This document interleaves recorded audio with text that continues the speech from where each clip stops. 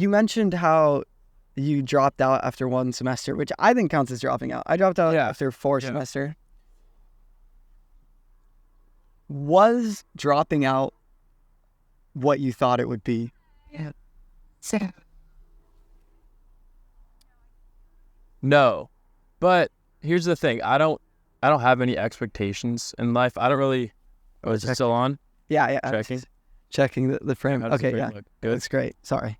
Yeah, so I don't really have any expectations. I know a lot of people, they'll bank on certain experiences and they'll go, once I do this, I expect so much. I was expecting that it'd be easier to be disciplined and to find work and to just be ultra successful afterwards.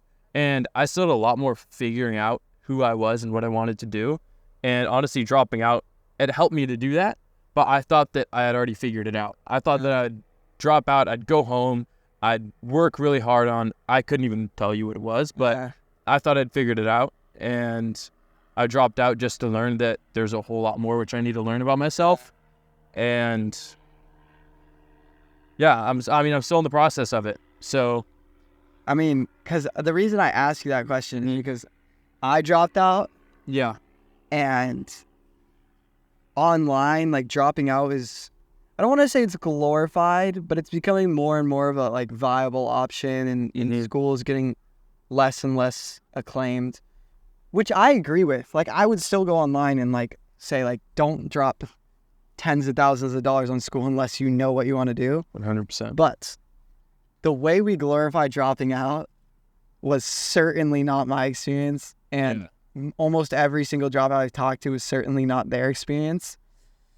And I love that you use the word anecdotal, because like back in college, my roommates would always have a joke like anecdotal research, but it is kind of the only research you can trust. Is like especially with like food and stuff. It's like people are always saying what food's healthy and what food's not. It's like really what matters is how you feel.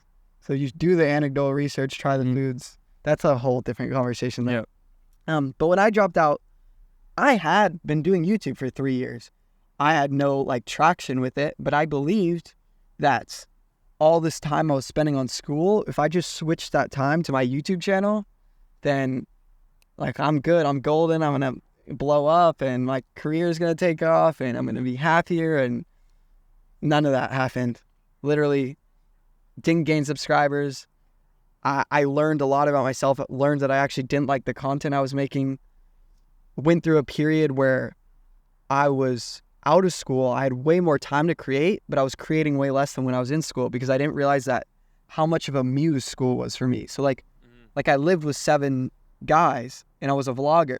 So 7 guys was like content, free content every day. And then I was just alone and I had no one to make content with. And I realized I don't actually like making content alone. I like making content with people.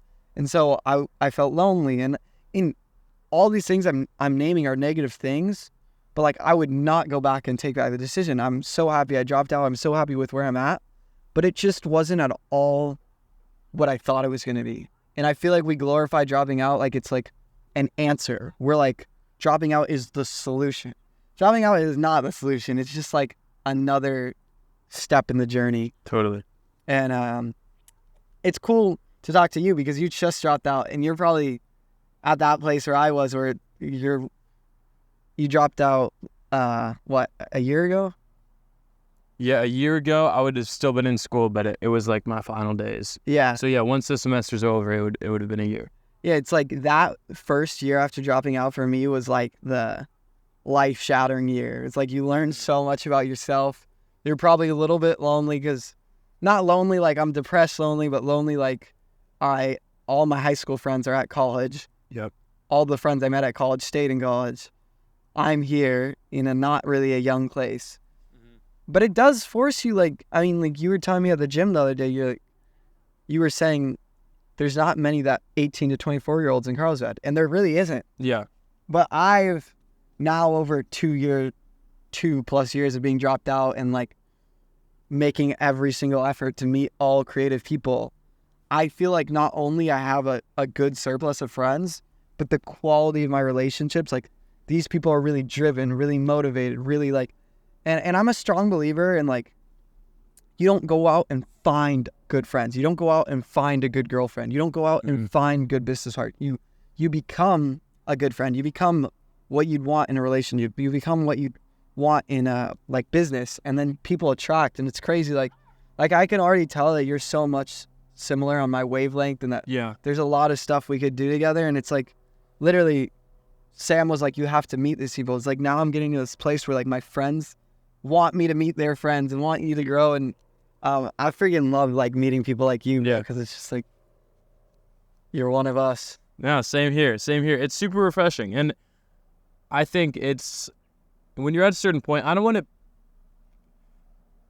to hype myself up too much, because then you guys will be let down. No. But I think once you get to a certain kind of like mindset that I think we share, I find it hard to sometimes make friends, because some people are totally fine and they're just going through the motions and being a reactive. And I find myself in a lot of areas of life being reactive. Yeah. But I think there's finding people who are like the opposite of reactive. Proactive. There we go. Yeah, I think you're a very proactive person, and I think that's something I'm striving to be, and it's hard to find people who are super proactive, especially in the same areas of life which you are.